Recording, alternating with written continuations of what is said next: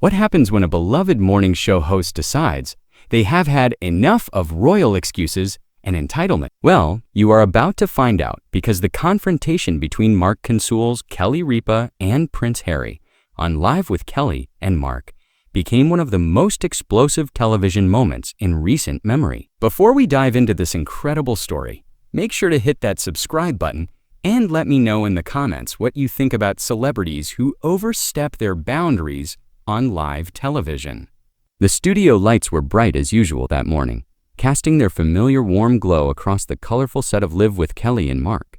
Kelly Ripa sat poised in her signature style, her blonde hair perfectly styled, wearing a crisp white blazer that seemed to glow under the studio lights. Mark Consuelos, looking sharp in his navy blue suit, adjusted his tie one final time as the producers gave their final countdown. The energy in the studio felt different that day, charged with an undercurrent of tension that neither host could quite put their finger on. Prince Harry walked onto the set with his usual confident stride, wearing a charcoal gray suit that looked expensive, but somehow felt inappropriate for the casual morning show atmosphere. His smile was practiced, the kind of smile that celebrities perfect after thousands of public appearances. But there was something in his eyes that suggested he was not entirely comfortable being there. As he settled into the guest chair, he glanced around the studio with what could only be described as mild disdain. Kelly leaned forward with her trademark enthusiasm, her voice carrying that perfect morning television energy that had made her a household name for decades. "Prince Harry, thank you so much for joining us this morning. We know you have been incredibly busy with your various projects and initiatives, so we really appreciate you taking the time to be here with us today." Harry shifted in his chair, his posture stiffening slightly as he looked directly at Kelly. "Well, to be perfectly honest, I am not entirely sure why I am here. My publicist insisted this would be good for my image, but frankly, I have more important things to be doing than sitting on some American morning show talking about trivial matters." The comment landed like a brick in the studio. Mark raised an eyebrow, his expression shifting from welcoming host to something considerably more guarded. Kelly maintained her professional smile, but anyone who knew her well could see the flash of irritation that crossed her features for just a split second. "I see," Kelly said, her voice maintaining its professional tone, but carrying just a hint of frost. "Oh, we certainly appreciate your honesty, and I am sure our viewers will find that refreshing. Perhaps you could tell us about your recent charitable work." "Since you mentioned having more important things to do," Harry leaned back in his chair, crossing his arms in a gesture that immediately made him appear defensive, and closed off. "Look, I have been doing charitable work my entire life. I was born into it, raised in it, and I continue to do it because it is expected of me. But what I really want to talk about is how the media, including shows like this one, continued to misrepresent me and my family." Mark leaned forward, his journalist instincts kicking in as he sensed the conversation taking an unexpected turn. "That is interesting, Harry. Can you give us some specific examples of how you feel you have been misrepresented? Our viewers would love to understand your perspective." "Where do I even begin?" Harry said, his voice rising slightly as his composure started to crack. "Every single thing I do gets twisted into some negative narrative. I try to protect my family and I get called controlling. I speak out against injustice and I get labeled as whining. I move to another country to escape the constant harassment, and suddenly I am abandoning my duties. It is exhausting, and frankly, I am tired of pretending that I have to be grateful for any media attention at all." Kelly set down her coffee mug with just a little more force than necessary, the ceramic making a sharp clink against the glass table. "You know what, Harry? I think I can speak for a lot of people when I say that we understand that, being in the public eye comes with challenges. But you chose to do multiple tell-all interviews. You chose to write a book detailing private family conversations. And you chose to sign deals worth millions of dollars to share your story. You cannot have it both ways." The studio fell silent, except for the hum of the cameras and the distant sound of the crew moving around. Harry's face flushed red, and his hands gripped the arms of his chair so tightly that his knuckles turned white. "You have absolutely no idea what you are talking about." You sit here in your comfortable little studio making small talk and interviewing celebrities about their latest projects, and you think you understand what it is like to have your entire life dissected by strangers. Mark could feel the tension escalating and tried to steer the conversation back to safer ground. Harry, I think what Kelly is trying to say is that when you put yourself out there publicly, especially with very personal revelations, it naturally invites public discussion and sometimes criticism. That is just the reality of the media landscape today. Do not patronize me, Harry snapped, his royal composure completely abandoned. I know exactly what she was trying to say, and what she was trying to say was completely out of line. I did not come here to be lectured by some morning show hosts about my life choices. I came here as a courtesy, and this is how I get treated. Kelly's professional mask finally slipped completely, and her voice took on the sharp edge that her longtime viewers had rarely heard. A courtesy. You came here as a courtesy. Let me tell you something, Prince Harry. We have had presidents on this show, Academy Award winners, Nobel Prize recipients, and genuine heroes who have never spoken to us with the level of disrespect you have shown from the moment you sat down in that chair. Oh, please, Harry said, rolling his eyes dramatically. Do not compare me to your little parade of American celebrities and politicians. I am a member of the British royal family. I have dedicated my life to service while you have spent yours entertaining housewives and retirees. The insult hung in the air like a toxic cloud. Mark's jaw tightened visibly, and he leaned forward in his chair, his voice dropping to a dangerously quiet tone. I think you need to watch yourself there, Harry. You just insulted not only my wife, but also every single person who watches this show and supports the work we do here. Harry stood up abruptly, his chair rolling backward from the force. Your wife? Oh, that is rich. The mighty Marceau's defending his territory. How very American of you. I suppose this is the part where you are going to threaten me, or something equally melodramatic. Mark stood up slowly, his movement deliberate and controlled. But there was an unmistakable intensity in his eyes that made everyone in the studio hold their breath. Threaten you no, Harry. I do not need to threaten anyone. But I will tell you this. You can insult me all you want, but when you disrespect my wife and the millions of people who tune in to watch us every single day, that crosses a line that you do not get to cross.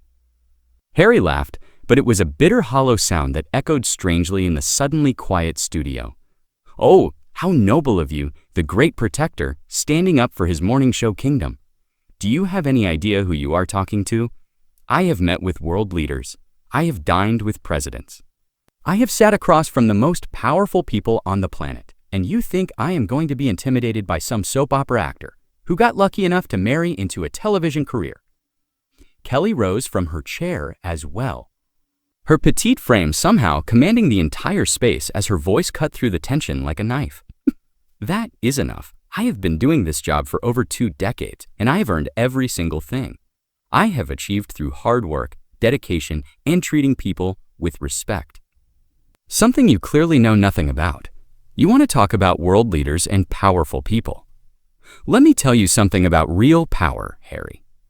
Real power is connecting with people, making them feel valued, and using your platform to lift others up instead of constantly tearing them down. You are lecturing me about power.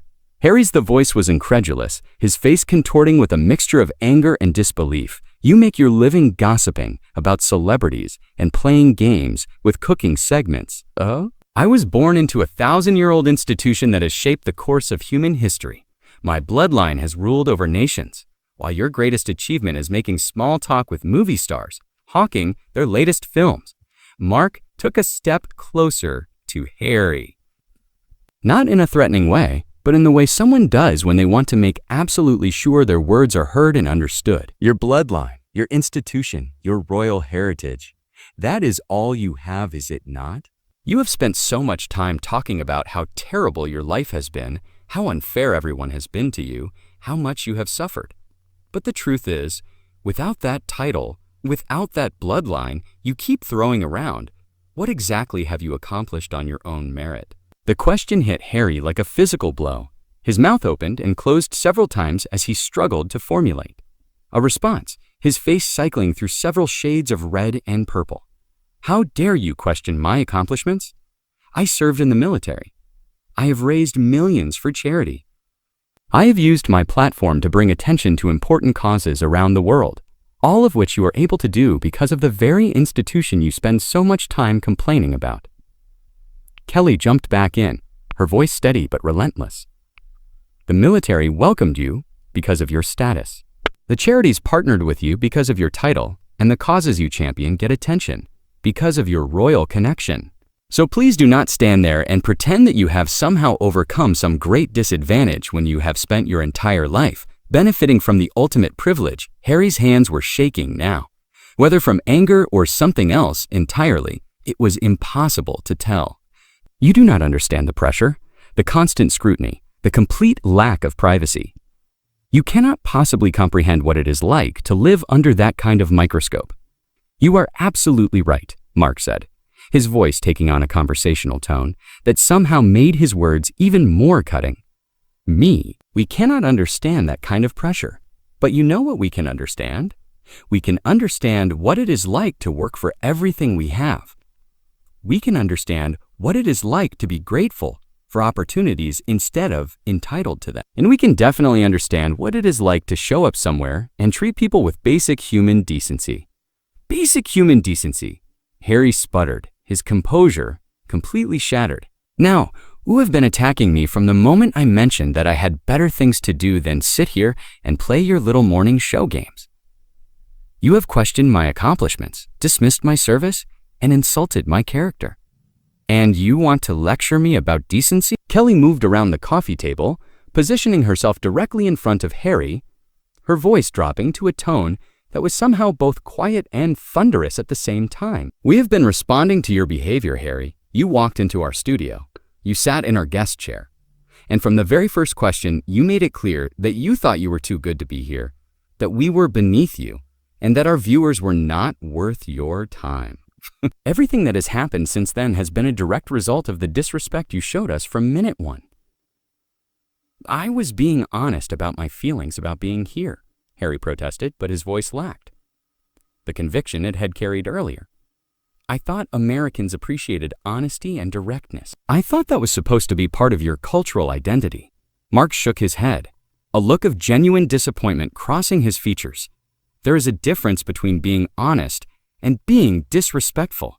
Harry, you could have said you were nervous about being on television, or that you were not sure what to expect, or even that you preferred more serious interview formats. Instead, you chose to insult our show, our work, and by extension, everyone who supports what we do. That was not honesty. That was arrogance. Arrogance. Harry's voice cracked slightly on the word. I am not arrogant. I am tired. I am tired.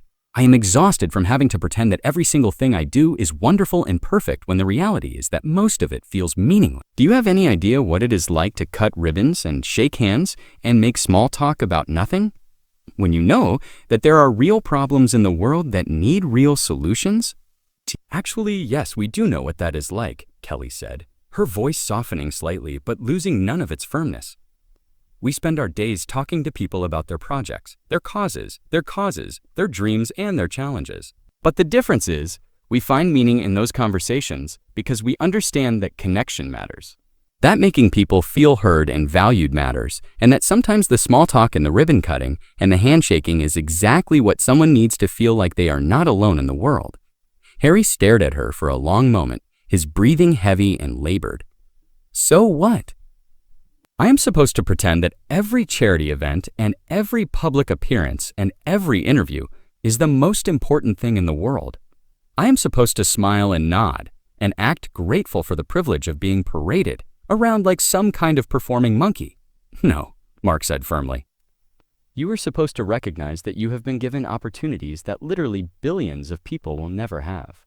And instead of complaining about how hard it is to have those opportunities, maybe you should focus on using them to actually make a difference instead of using them to make yourself the victim of every single story.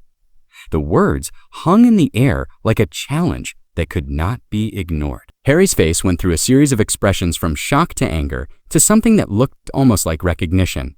But whatever moment of self-awareness might have been, Building was quickly crushed under the weight of his wounded pride.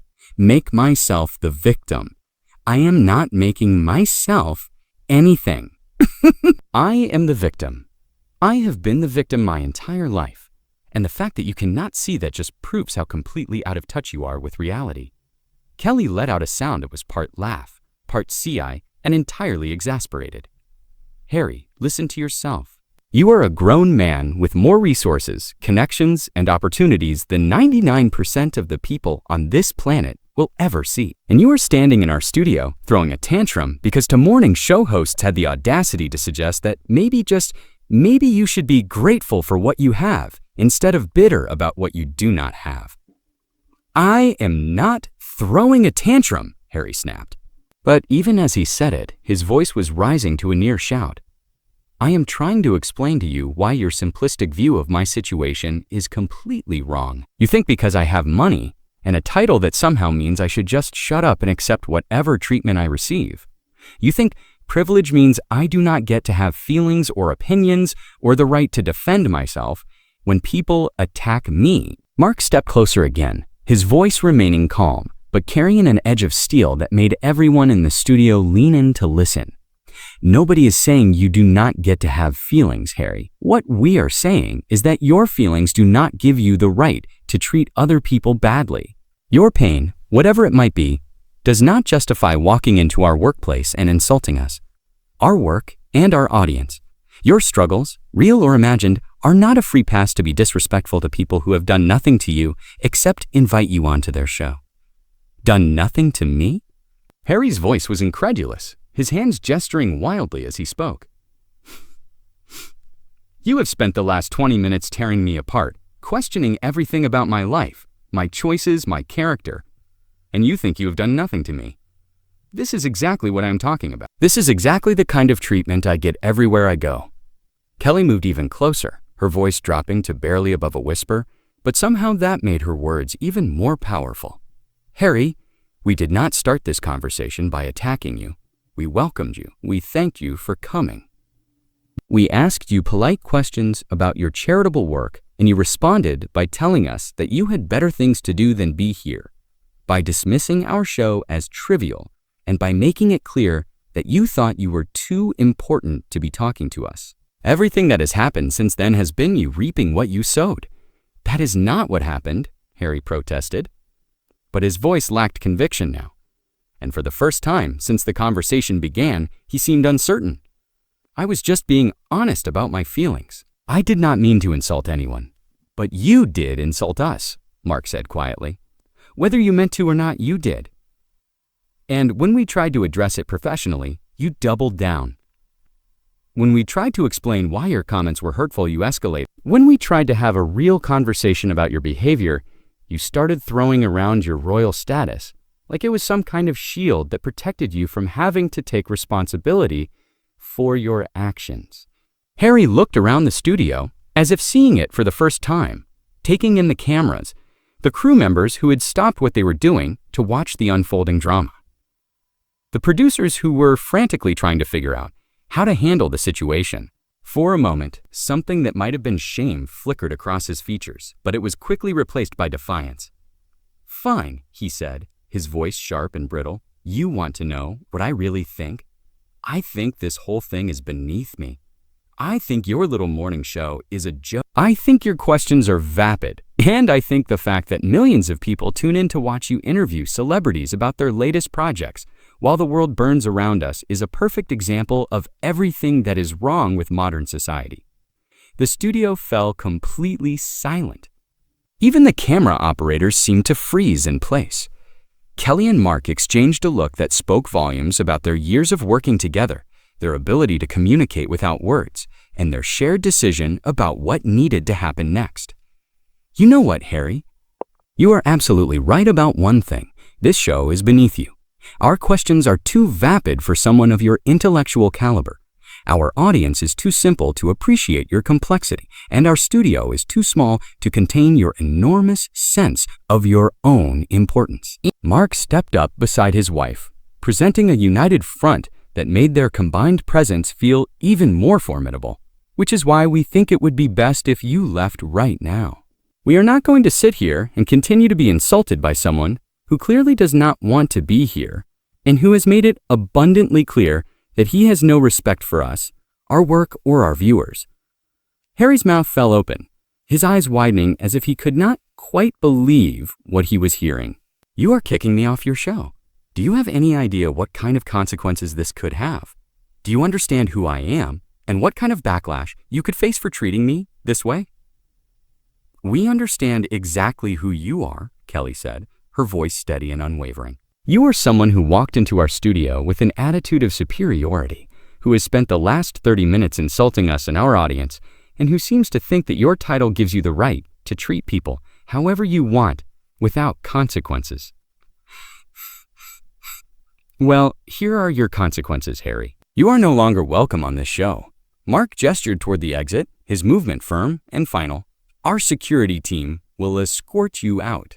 We will be editing this interview before it airs, and we will be making it clear to our viewers that your behavior was unacceptable and that we do not tolerate that kind of disrespect on our show." Harry stood there for a moment, seeming to waver between making one final attempt to salvage the situation and simply walking away. His pride, however, made the decision for him. "This is a mistake," he said, his voice carrying a warning tone that fell completely flat in the charged atmosphere of the studio. "You have no idea what you are doing or who you are messing with. This will not end well for either of you. And Harry, if you ever decide you want to come back and have a real conversation like a grown-up, you know where to find us." As security moved toward him, Harry straightened his jacket and lifted his chin in a gesture that was probably meant to look dignified, but instead came across as petulant.